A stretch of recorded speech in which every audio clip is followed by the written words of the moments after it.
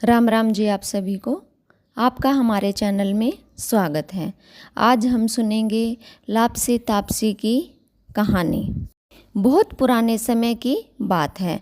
किसी गांव में दो मित्र रहते थे।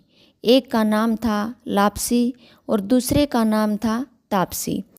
तापसी सदा भगवान की सेवा में लीन रहता था और लापसी हर रोज़ 1.25 सेर दही की लस्सी बनाता और भगवान को भोग लगाता और चद्दर तान के सो जाता।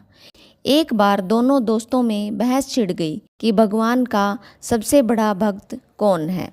लापसी कहने लगा, मैं बड़ा भक्त हूँ। तब तापसी कहने लगा, नहीं, मैं तुमसे बड़ा भक्त हूँ। मैं सारा दिन भगवान की भक्ति करता हूँ। संयोगवश उसी समय नारद मुनि पृथ्वी के भ्रमण के लिए आए हुए थे। उन्होंने जब लापसी तापसी को झगड़ते हुए देखा तो उनसे झगड़ने का कारण पूछा। तब दोनों ने नारद मुनि को प्रणाम करके अपनी समस्या बताई। उनकी पूरी बात सुनकर नारद मुनि बोले, इसमें लड़ने की कोई बात नहीं है। इसका फैसला मैं कल कर दूंगा कि तुम दोनों में से सबसे बड़ा भक्त कौन है। अगले दिन तापसी रोज की तरह स्नान आदि से निवृत्त होकर साधना करने बैठ गया।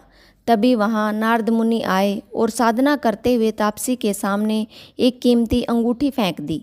जैसे ही उसकी नज़र अंगूठी पर पड़ी, उसने इधर उधर देखा और अंगूठी उठाकर अपने पैर के नीचे दबा ली। फिर से जोर जोर से मंत्रों का उच्चारण करने लगा।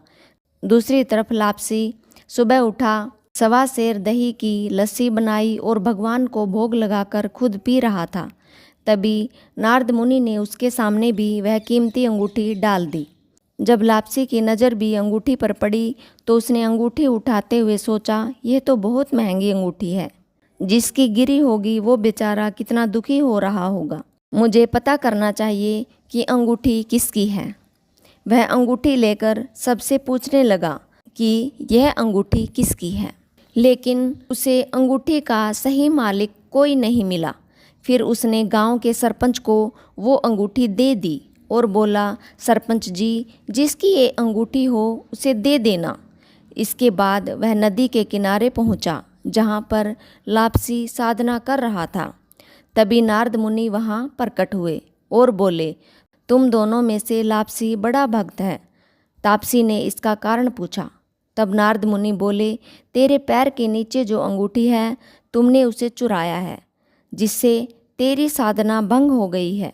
और लापसी को जो अंगूठी मिली थी उसने वो अंगूठी सरपंच जी को दे दी।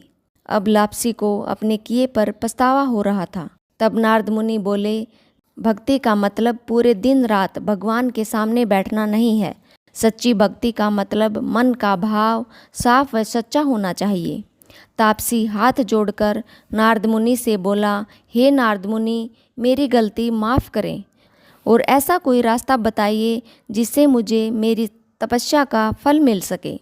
तब नारद मुनि ने कहा, अब तुम सच्चे मन से कार्तिक मास नहाओ और कार्तिक का व्रत करो और सच्चे मन से भगवान का नाम लो, तभी तुम्हें इसका फल मिलेगा। कार्तिक मास आने पर तापसी ने ऐसा ही किया और फिर नारद मुनि ने प्रकट होकर तापसी को वरदान दिया कि जो कार्तिक नहाएगा वो तुम्हारी कहानी अवश्य सुनेगा। ये थी लापसी तापसी की कहानी। हे कार्तिक देव, जैसे आपने तापसी का मार्गदर्शन किया ऐसे ही कृपया हम सब पर भी बनाए रखना। आपका दिन शुभ हो। नमस्कार।